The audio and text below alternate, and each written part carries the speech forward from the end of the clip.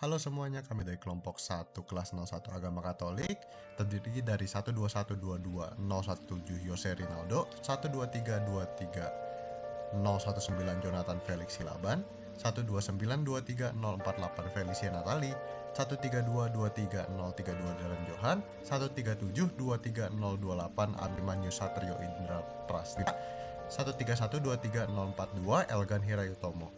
Ini adalah hasil rekap wawancara kami. Melalui wawancara yang telah kami lakukan bersama Rahmani Monita, yang seorang Rahmani yang aktif di dalam kepengurusan Vihara Vimala Dharma. Rahmani Monita memilih untuk melayani umatnya sebagai Rahmani karena hatinya yang tersentuh oleh apa yang dilakukan neneknya yang merupakan seorang Rahmani juga. Dalam agama Buddha, Rahmani adalah seorang yang melayani dan berbakti untuk sesama dan lingkungan di sekitarnya.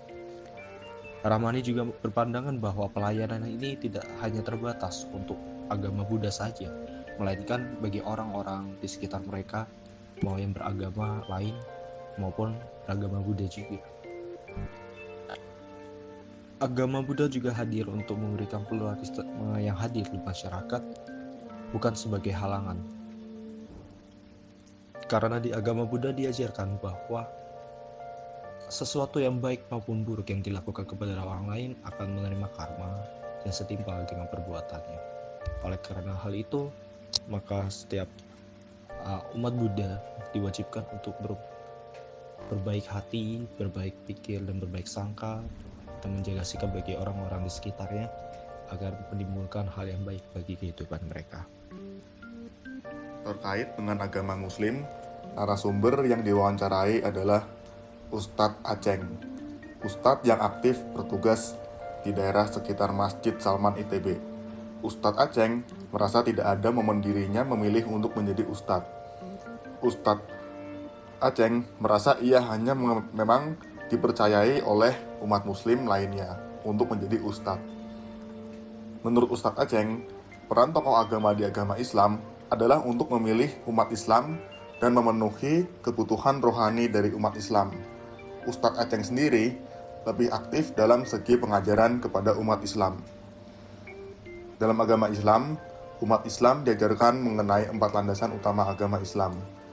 Yang pertama adalah akidah, yaitu landasan yang mengatakan fondasi segala perbuatan harus berdasarkan kepercayaan kepada Allah SWT. Kedua merupakan ibadah, yang menyatakan keharusan umat Islam untuk mengikuti 5 rukun Islam. Ketiga merupakan akhlak, yang mengatur perilaku, etika, moralitas umat beragama Islam. Dan yang terakhir adalah muamalah, yaitu tata cara hubungan hukum manusia dalam urusan keduniaan.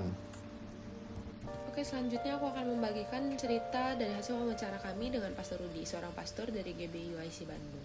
Ceritanya dimulai dari pilihan hidupnya dulu. Sebelum menjadi pastor, Pastor Rudi punya kehidupan yang berbeda. Tapi karena ia merasa sangat disayang dan diberkati Tuhan, ia memutuskan untuk mengubah jalan hidupnya. Ia meninggalkan kehidupan lamanya dan memilih untuk melayani sebagai seorang pastor. Itu caranya dia bersyukur kepada Tuhan Yesus. Nah, jadi pastor itu ngapain aja sih?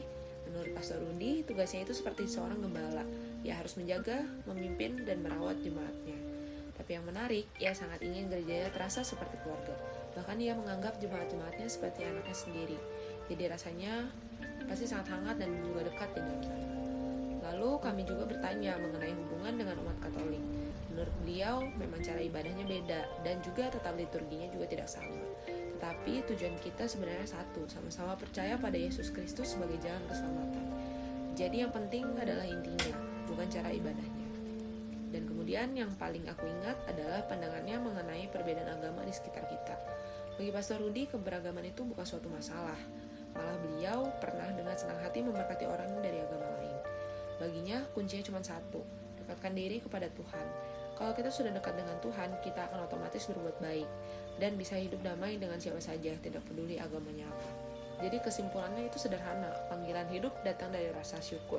Memimpin itu dengan hati seperti keluarga, iman yang menyatukan, dan juga sikap terbuka dalam perbedaan.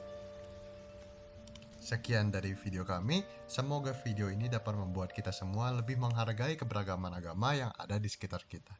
Terima kasih.